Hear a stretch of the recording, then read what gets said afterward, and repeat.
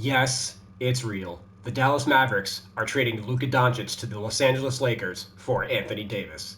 Shams broke Twitter tonight, and my jaw was on the floor for an hour just trying to wrap my head around this.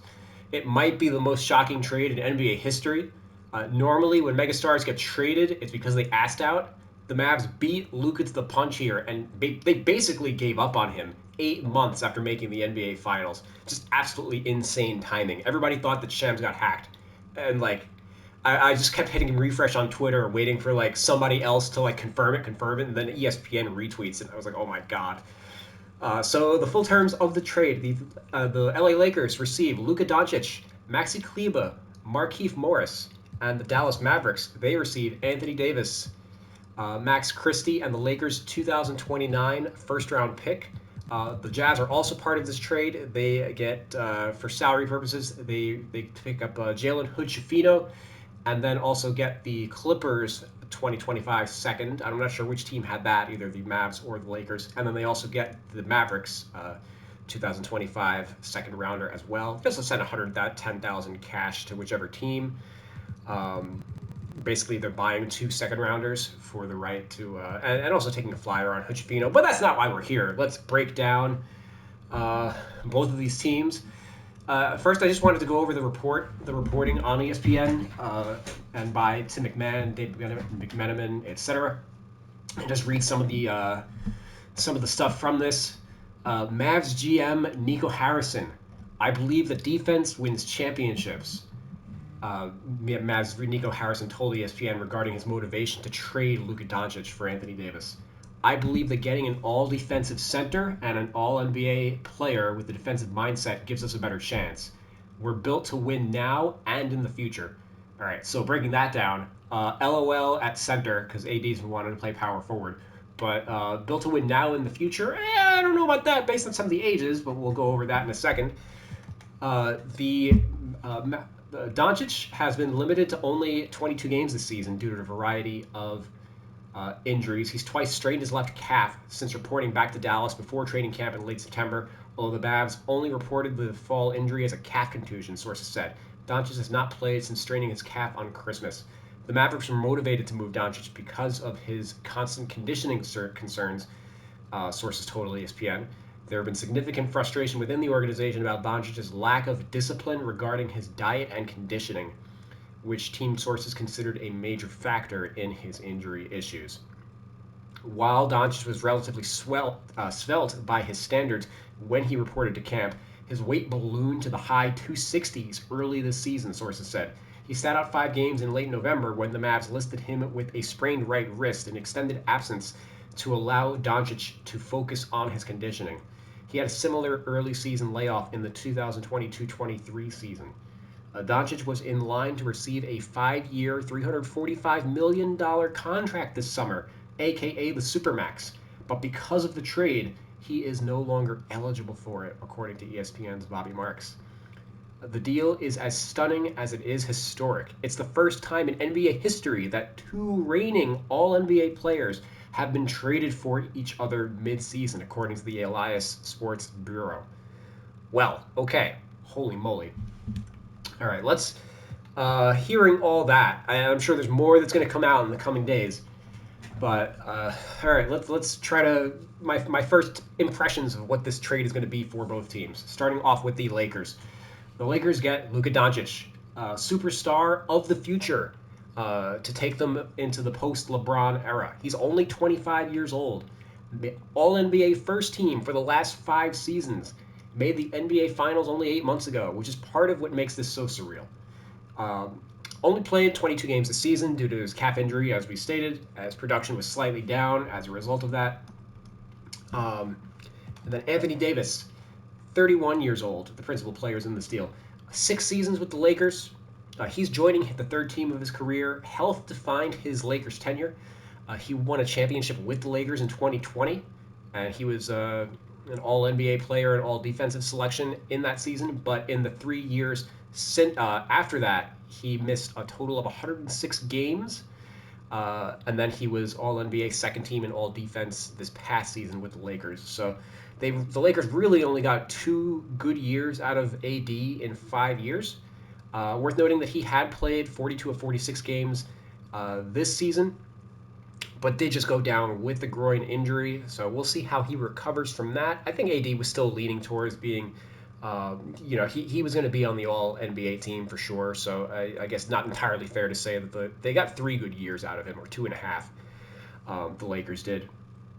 But really interesting timing to move him now. He had also been rumbling about wanting to play power forward. Essentially, now he will get to do that once Derek Lively the second comes back from his injury. He's going to be out for the next 2 to 3 months. And overall, this deal has huge playoff ramifications. Let's just break down the rest of the Lakers real quick. And the $1 million question is, how are LeBron and Luka going to fit together? LeBron just dropped 33 points along with a triple-double against the New York Knicks at MSG tonight. He was at dinner with his family when he found out about the trade.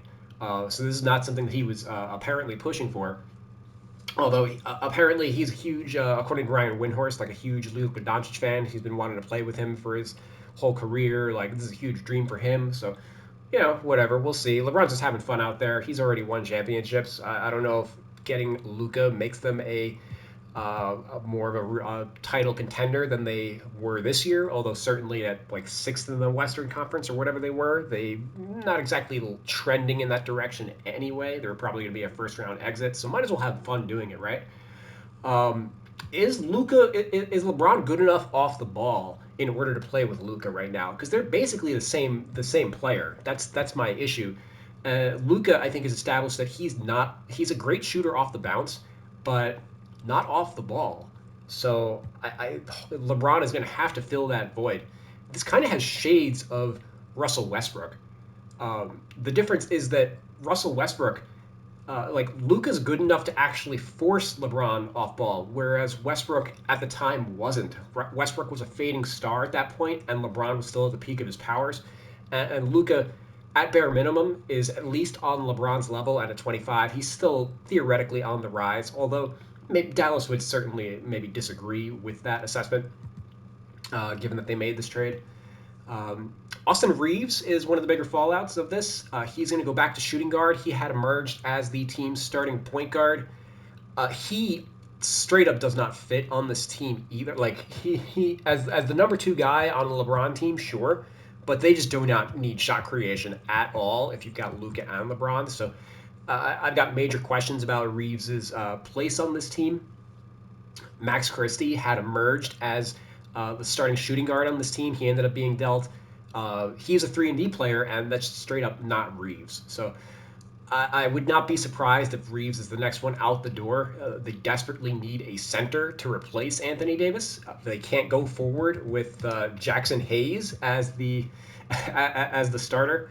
So some of the names that are out there that have been on the block are Nikola Vucevic with the Bulls, Jusuf Nurkic with the Suns, Jonas Valanciunas, who they've been linked to for a while, with the Wizards, Clint Capella with the Hawks, Rob Williams with the Blazers, and Kelly Olynyk with the Raptors. So we'll see. I'm not going to go through, various trade packages. Hashimura matches up, I think, pretty close to Nurk, and Reeves makes a little less. I think Ruiz at 18, Reeves is at 13. You guys can figure out the trade matching salaries and stuff from there. On that note, Rui Hachimura doesn't make a ton of sense with the starters either. He's not really a 3-and-D guy. So I think that Dorian Finney-Smith, it's worth noting that this is a reunion for him and Luka. He's played with the Dallas Mavericks for a long time. I would expect him to be in the starting rotation moving forward, as they desperately need defense up front right now. The Lakers also got Maxi Kleber and Markieff Morris in this trade. Moxie, he probably isn't going to be much of a factor. He had foot surgery for a right foot fracture. He's out indefinitely. He had the surgery just 2 days ago, so it's still fresh. Maybe he comes back for the playoffs. He just turned 33, and he's got a ton of injury issues over the last 5 years. I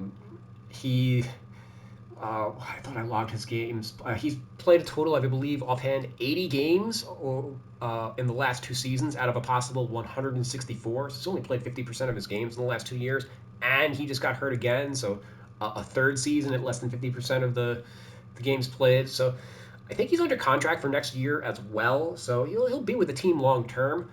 He'll, like, if he's healthy, he'll be in the playoff rotation. I just wouldn't count on it. He's a better playoff player than like Christian Wood, who, by the way, incidentally, has never played with a playoff game in his career, and incidentally, also played with the Dallas Mavericks and Luka Doncic. I don't know if that's going to help him in this situation. He played with the Mavericks in 2023 when the Mavs won 38 games and missed the playoffs. He averaged 17.7 rebounds and 26 minutes off the bench. Those numbers fell off a cliff this past season, where he was down to. Did he average 14 points? He averaged that many? Damn. But, oh, right. His shooting numbers were way down. And I believe his minutes were too. He only played like 18, whatever. I'm not going to filter through the NBA 2K menus looking for stats and stuff. Oh, that was his per 36 minutes. That's why the numbers looked off. There we go. 7 points. Yeah. Down from 17. Okay.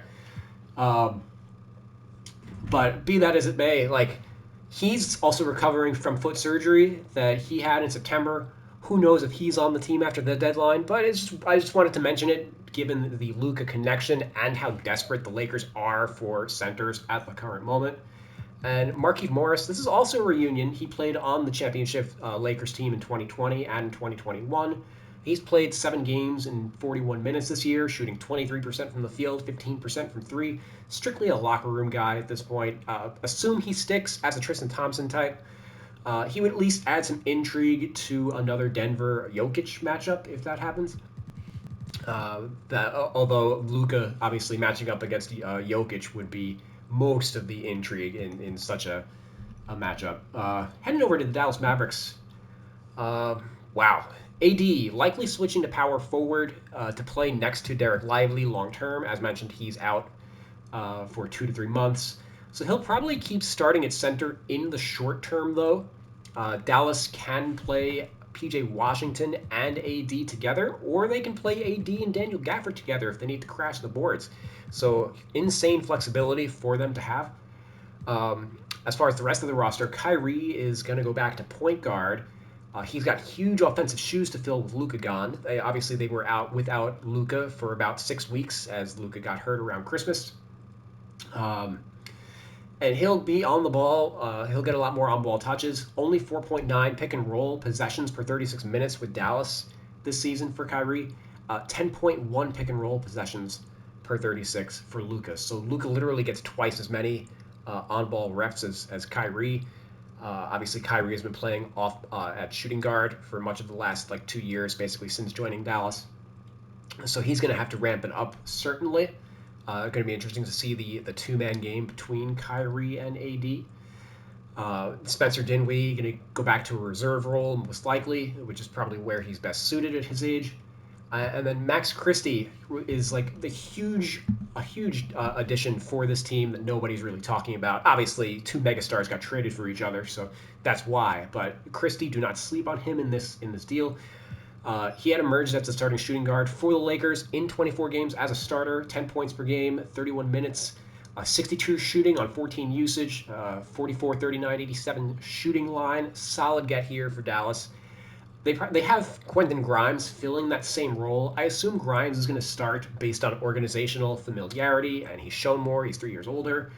But between these 2 guys, having Max at only 21 and Grimes 24, both of these guys on good, young, cheap deals, having the 2 good, young 3-and-D guys to take the team forward with the more traditional lineup, as opposed to having the Kyrie Luka backcourt, I think this is especially for the playoffs in the coming season, do not sleep on Max Christie. The Lakers were definitely disappointed to be letting him go in the deal. And they also acquired the Lakers 2029 first round pick. This is a huge bet against Luka and the Lakers. LeBron will be 44 years old at that point, probably out of the league at that point. Or certainly not playing, if he is still playing at a high level, I wouldn't put it past him, but, I think he might just be bored if anything. What else do they have on this roster besides Luka, though? Luka will be 29, and obviously Dallas was annoyed with his conditioning. There's nothing else really here, unless you're a huge Dalton Connect fan. and the Lakers are not exactly stocked with picks. So, like, yes, Luka is the face of the franchise in LA now, but there's a big difference between Giannis Antetokounmpo with the Bucks and, say, Damian Lillard with the Portland Trailblazers. Luka's going to be a one-man show in like 2 years once LeBron is gone. And I don't know how, having an unprotected pick in 2029 from the Lakers, I'm sure Dallas is not unhappy with that, shall we say. There are a lot of people saying, "Oh, how did the Lakers only get? How did the Lakers only have to give up one first rounder?" Well, obviously they gave up AD, who's an All NBA player. They're giving it a quality first rounder, like compared to the. I heard somebody write like well, the Netscape got 6 picks from Mikal Bridges from the Knicks. Well, the Knicks also gave up like their 6 worst first rounders. So their quality over quantity is like something that kind of gets lost in the shuffle with a lot of these draft pick trades. So the Mavs did good, I think, to get a quality first rounder from the Lakers, and still a player. It's definitely a win now move, given like Luka is an All NBA player and he's only 25. AD is 31, so when Luka's 30, AD is going to be 36, and AD is obviously not exactly like he is not the healthiest player either. So it's definitely a win now bet for Dallas. Um, and then, do I even want to talk about the Utah Jazz role in this? Like Jalen Hood-Schifino, he got rerouted, absorbed into cap space to make the salaries work. Only 123 minutes in his career, missed most of it due to injury. Only first rounder to have his third year option declined. He has an expiring contract at the end of the season. Uh, Only 2 games and 14 minutes in the NBA this year. Only one G League game. Probably looking at two ways, but just in general, not a bad flyer slash redraft guy for Utah. Some similarities to Isaiah Collier, who they're starting right now. Worst point guard situation in the league, so best possible place for him to land. Otherwise, he again probably is going to be looking for two ways in the offseason. He is the lowest rated point guard in my roster. They just sent out Patty Mills in the trade with the Clippers, so at least there is a spot for him on the team. And worth noting that Utah, they had a full roster, so they are going to have to waive a player. It's probably going to be PJ Tucker, who was acquired earlier in trade. They traded Mo Bamba and Patty Mills for Drew Eubanks or whatever. Nobody cares about that trade. It's all about Luka and AD. Anyway, what do you guys think about this trade? Did the Mavs make a mistake trading their franchise player? Or how excited are you for the Luka LeBron era? Let me know in the comments. And remember, if it's in the game, it's in the Real 2K roster. Like, subscribe, etc. Peace.